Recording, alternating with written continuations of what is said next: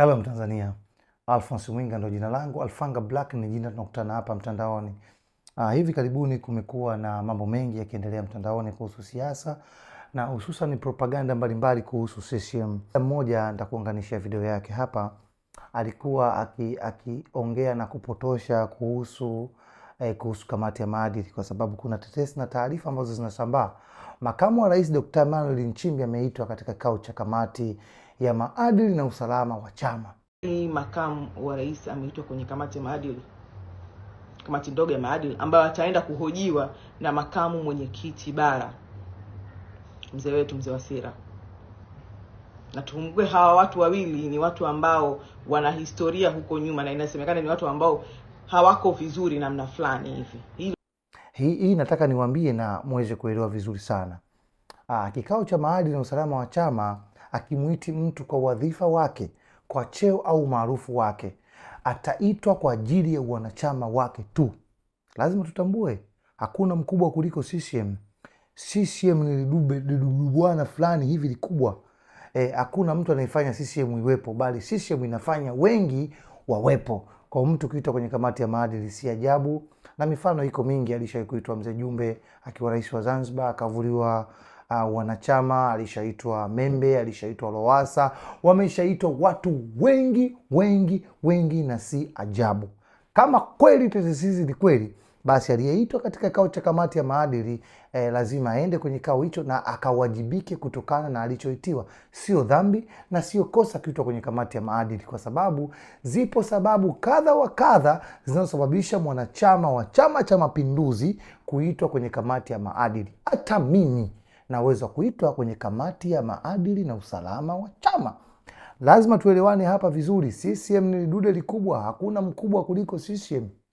Kwa sababu heshima ya mwana CCM yoyote, awe kiongozi mkubwa wakati au wa chini, heshima yake inatokana na uwepo wake ndani ya Chama cha Mapinduzi. Ili lazima tuelewane hili.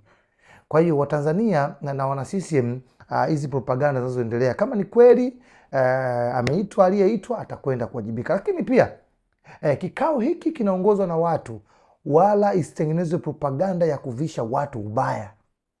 Ndiyo, makamu mwenyekiti wa Chama cha Mapinduzi, Mheshimiwa ndugu Steven Wasira, huyu ni mzee mkongwe, na mzee Kikwete aliwahi kusema sio kongwe haivushi. Huyu ni mzee mkongwe, amekuwa toka tano akiwa Youth League mpaka leo Chama cha Mapinduzi.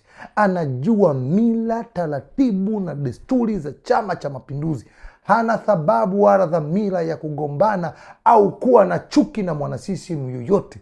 Kadhi yake ni moja: kusimamia maadili, kusimamia miiko, kusimamia dira ya Chama cha Mapinduzi bila kumuonea mtu. Kwa hiyo lazima tuheshimu hawa wazee hawa. Lazima tuheshimu hawa wazee hawa, wampigania chama hiki, wampigania serikali hii, wampigania taifa letu kwa muda mrefu sana. Isipandikizwe chuki baina yao. Kama kuna mtu kaitwa maadili huko, ameitwa na kikao, hajaitwa nyumbani kwa mzee Wasira wakanywe chai, hajaitwa nyumbani kwa mzee Wasira hivi wakale ubwabwa. Hapana, ameitwa kwenye kikao cha kamati ya maadili na usalama. Hata mimi naweza kuitwa. Lakini wana CCM, nataka niwaambie, katika nyakati tunaweza kutembea kifua mbele ni nyakati hizi, chini ya Daktari Samia Suluhu Hassan, Rais wa Jamhuri ya Muungano wa Tanzania, ambaye ndiye mwenyekiti wetu wa Chama cha Mapinduzi. Iki chama kiko imara mara kadhaa, mara nyingi kwa kifua mbele kuliko tunavyofikiria. Kwa sababu hata tukiangalia upinzani wa sasa hivi, unaokumbuka upinzani wa Kafu Ngangari, hapa Lipumba, hapa Maalim Seif, unakumbuka wewe? Unakumbuka upinzani wa Aliatonga Mrema na kina Mzee Mapalala, wale kina nani kusoma history? Unakumbuka upinzani wewe? Hapa kuna Mboe, hapa kuna yule mchungaji anaitwa nani yule mzee nani yule mzee Slaa, Dr. Slaa. Unakumbuka upinzani huo?